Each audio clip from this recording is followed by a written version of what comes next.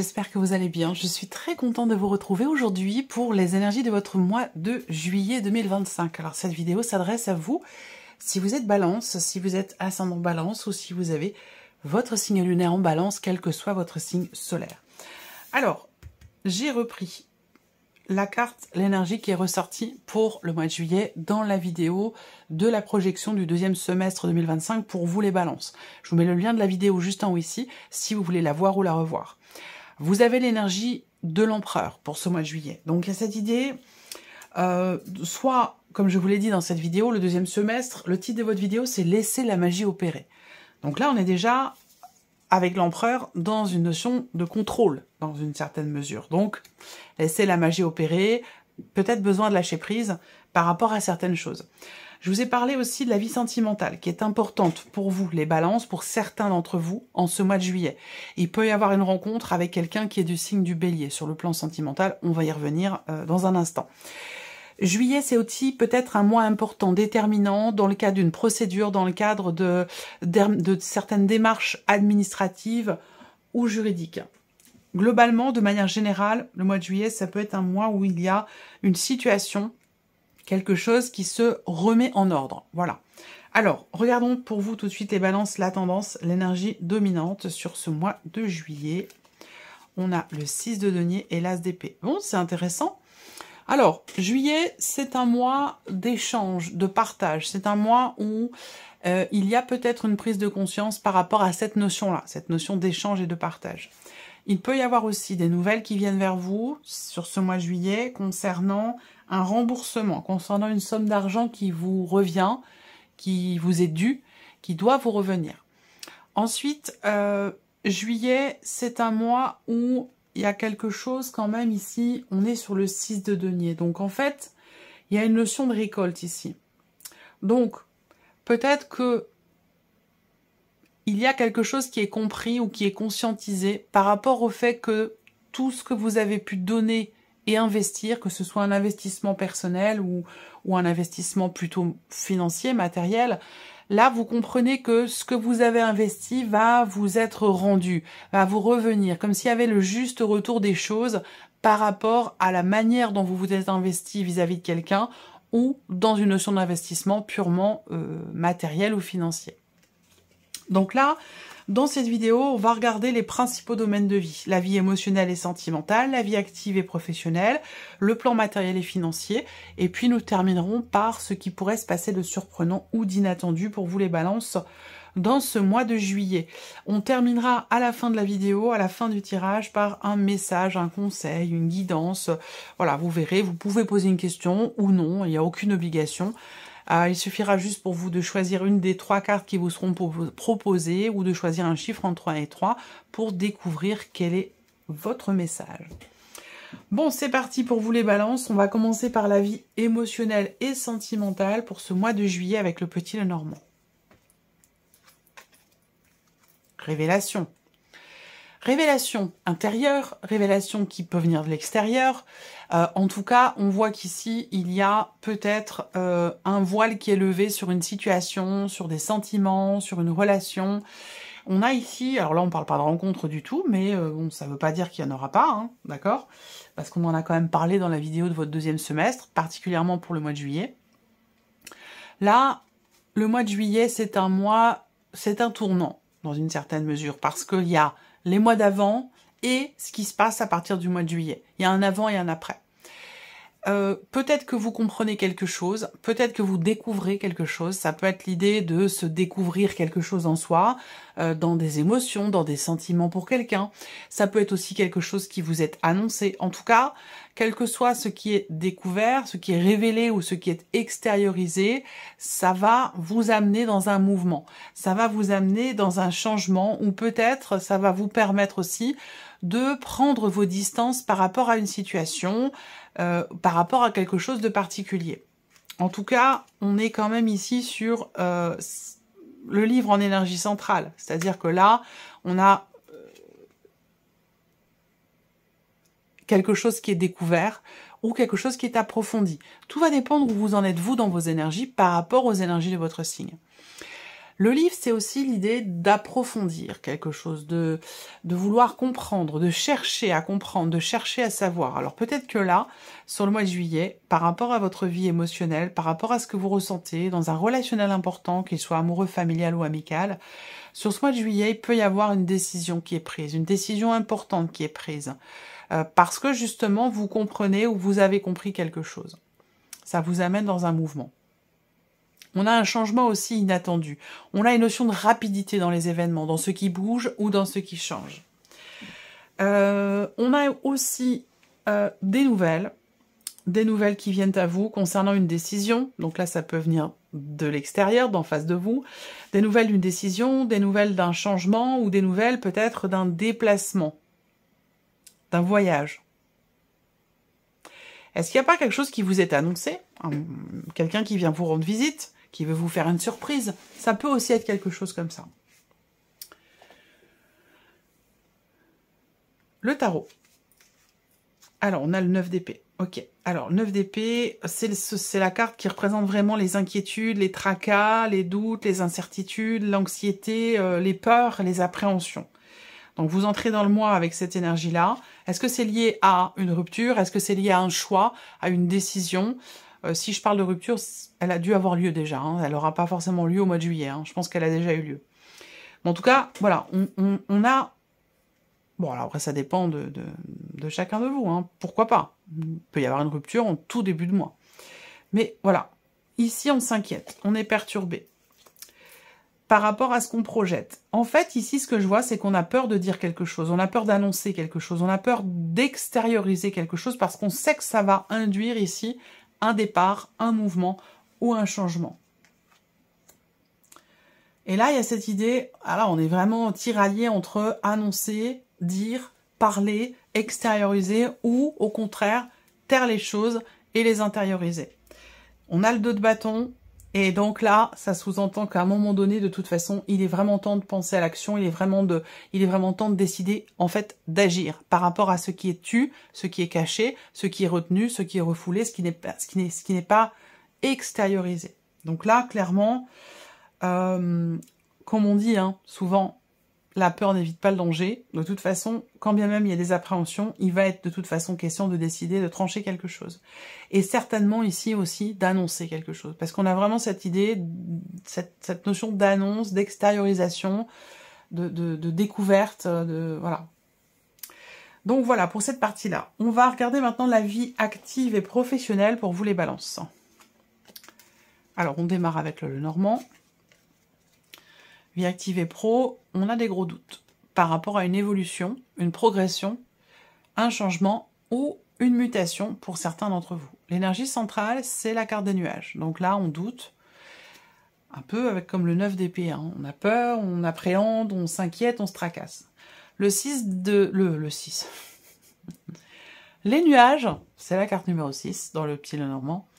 Les nuages représentent le doute, les incertitudes, les inquiétudes et surtout le manque de clarté. Donc en fait, on voit que là, il y a un projet, quel qu'il soit, il y a un projet là qui est présent, mais par contre, on voit qu'il y a quand même des doutes assez importants à ce sujet. Donc il va certainement être question de creuser, d'approfondir ou de faire en sorte d'y voir beaucoup plus clair par rapport à ce projet en question ou par rapport à l'évolution d'une situation. On voit, si je regarde ici, on voit qu'il est question également de quelque chose qui bloque. On a un blocage, on a une immobilité et on a des inquiétudes par rapport à ça. Alors, est-ce qu'on a envie ou besoin que quelque chose change ou que quelque chose bouge au niveau de la sphère professionnelle ou par rapport à un projet? Regardons le tarot. 5 d'épée. Alors, le 5 d'épée, c'est vraiment la carte qui représente la dualité, la contradiction, le conflit intérieur. J'y vais pas, je confirme pas. Voilà, on est un petit peu comme ça entre deux eaux, donc il y a quelque chose à régler. Et l'idée d'être sûr, et ça rejoint ce que je viens de vous dire avec le Normand, par rapport à certains doutes, ici, dans le doute, abstiens-toi. Donc là, en fait, tant qu'il y a ces doutes et ces incertitudes, je pense qu'il est préférable ici, d'abord, de de faire en sorte d'y voir clair avant peut-être de prendre une décision, avant de confirmer quelque chose et avant d'avancer peut-être dans un projet ou dans une situation donnée. Il y a un réel besoin de clarté parce que là, on a de la confusion et de la contradiction.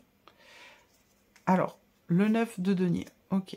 En fait, ici, je pense que il y a peut-être certaines appréhensions à sortir d'une zone de confort. Est-ce que là, il n'y a pas un projet ou quelque chose qui se confirme dans votre vie professionnelle qui vous amène à devoir effectivement sortir des sentiers battus, qui vous amène à sortir de votre zone de confort. Et c'est peut-être pour ça que, justement, on peut avoir ici de la contradiction, des doutes et des inquiétudes. En tout cas, c'est l'énergie qui ressort. La grande prêtresse, bah pour moi, effectivement, là, il va être question de creuser. Il va être question de creuser, d'essayer de comprendre pourquoi on est dans la contradiction, pourquoi on est dans la dualité, pourquoi on est dans le doute, pourquoi on s'inquiète. Voilà, parce que là, on a un changement qui se confirme, on a une notion de stabilité dans quelque chose qui évolue, donc on a une énergie quand même plutôt positive, mais par rapport à ça, effectivement, il y a de la contradiction, de la dualité, des incertitudes, des doutes, des inquiétudes. Donc en fait, dans le doute abstiens-toi, effectivement, là, on fait en sorte d'y voir plus clair, on fait en sorte d'être sûr. Et ici, ça se traduit par la grande prêtresse, donc le fait de creuser, le fait de chercher, le fait d'approfondir, le fait d'étudier aussi le dossier, la situation. Voilà, on prend le temps de faire en sorte d'y voir beaucoup plus clair avant de continuer ou de faire évoluer un dossier, un projet, ou avant de confirmer quelque chose. Voilà. Alors, on continue. Le plan matériel et financier pour vous les balances, avec le Lenormand pour commencer.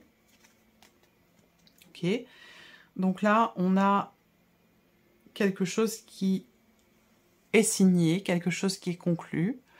On a une notion de confiance et de bienveillance par rapport à ça. Donc j'ai une belle énergie qui ressort, rapport à une notion d'engagement. J'ai bien ici un succès, une réussite, par rapport à un projet, par rapport aussi peut-être à une proposition qui vous est faite. En tout cas, on a une joie, on a des bonnes nouvelles, des nouvelles qui annoncent certainement un succès par rapport à un projet. Alors ça peut être pour vous, mais ça peut très bien aussi concerner quelqu'un de proche de vous, quelqu'un que vous aimez beaucoup.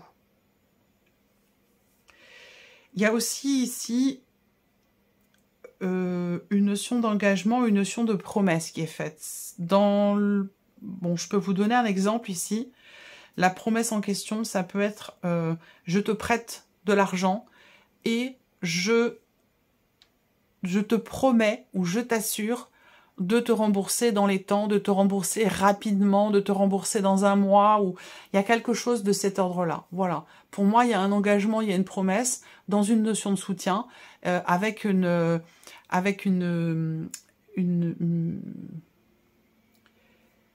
échéance assez courte, voilà, par rapport à ça.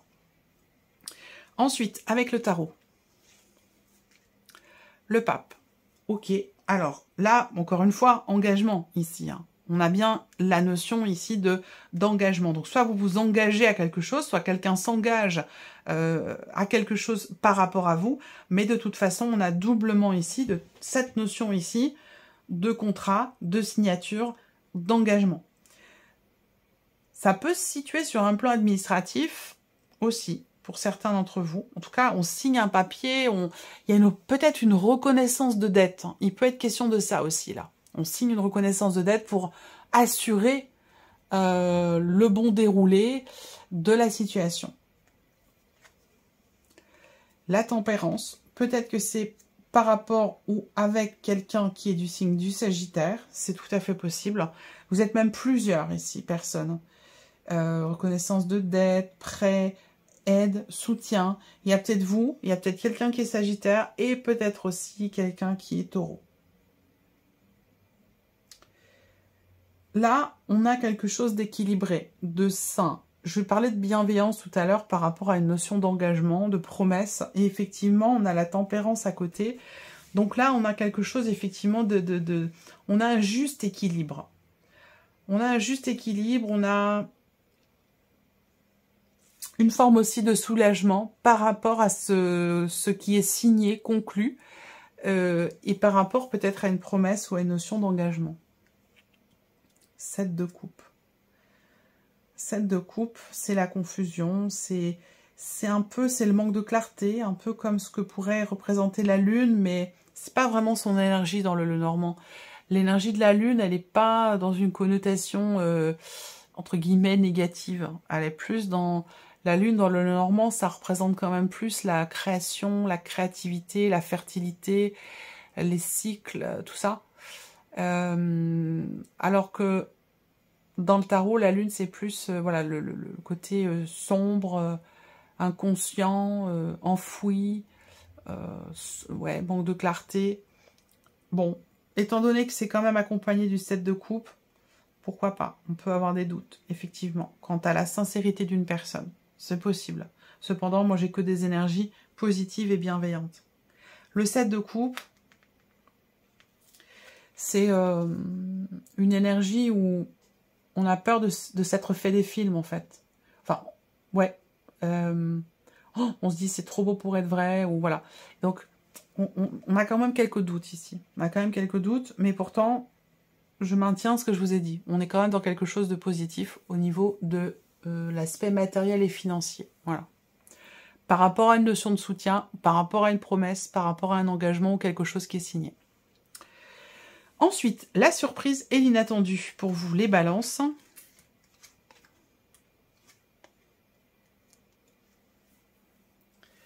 Alors, l'inattendu, ça peut être une réconciliation, une reliance, une reconnexion avec quelqu'un, avec qui vous êtes ou avez été brouillé pendant un certain temps quand même. On règle ici un vieux dossier, voilà. On règle un vieux dossier, on reprend contact avec quelqu'un par le biais des réseaux sociaux, peut-être quelqu'un que vous connaissez depuis très longtemps. Alors, vous n'avez pas forcément été en conflit, hein, mais pour certains d'entre vous, oui, on règle un vieux conflit, une vieille dispute. Et puis pour d'autres, on reprend contact par Internet, de façon virtuelle ou par les réseaux, avec quelqu'un que l'on connaît depuis très très longtemps. Voilà.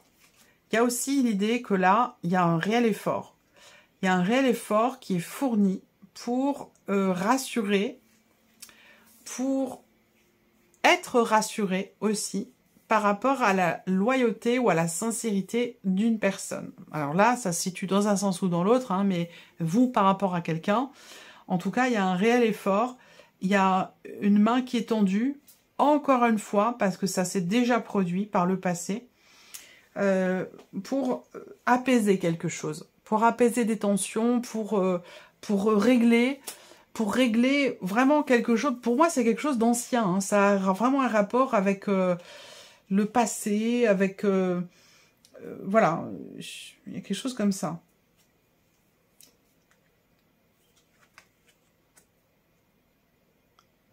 Ça peut être par rapport à quelqu'un de jeune, plus jeune que vous, ou avec qui il y a une différence d'âge.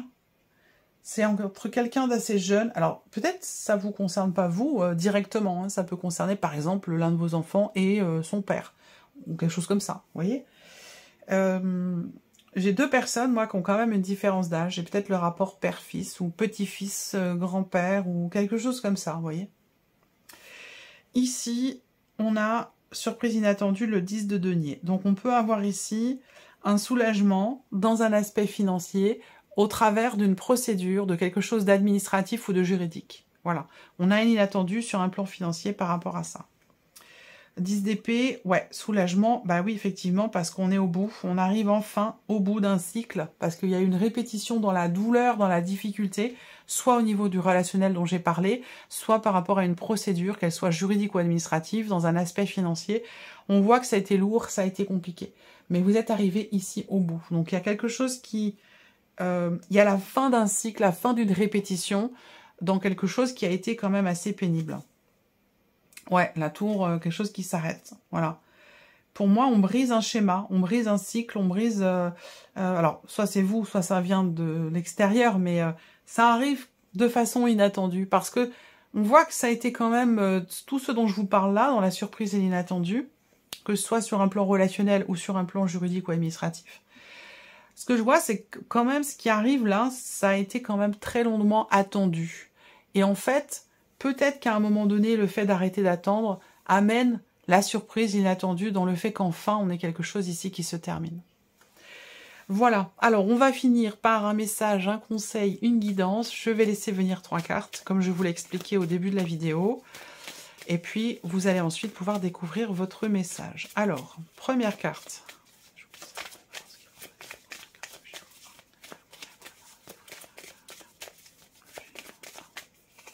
Ok, la deuxième carte ou le chiffre 2.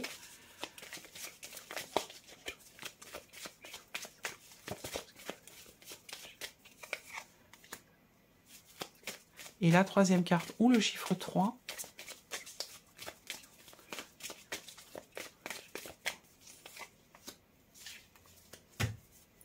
Voilà, première carte, deuxième carte, troisième carte, chiffre 1, 2 ou 3.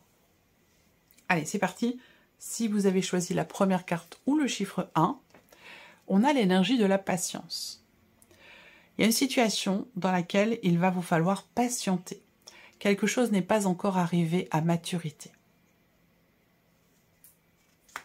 Si vous avez choisi la deuxième carte ou le chiffre 2, l'énergie de l'équilibre. Trouvez le juste milieu dans une situation ou dans une relation. Il est question de peser le pour et le contre. Et si vous avez choisi la troisième carte ou le chiffre 3, on parle d'addiction ou de dépendance, d'attachement. Dans cette situation, dans une relation, visiblement, il y a quelque chose qui n'est pas très clair ou qui peut être malsain. Il est question ici, visiblement, de vous en défaire. Brisez vos chaînes et avancez. Alors, ça peut résonner avec ce dont on a parlé ici, hein, la notion de libération avec ici la faux, par rapport à quelque chose qui est ou qui a été assez perturbant, j'allais dire. Voilà pour vous, mes chères balances. J'espère que cette vidéo vous a plu. J'espère que ce tirage résonne en vous. Je vous remercie de votre présence, de votre écoute, de votre fidélité pour beaucoup d'entre vous. Je vous souhaite un excellent mois de juillet et on se retrouve très bientôt pour les prochaines vidéos. Au revoir.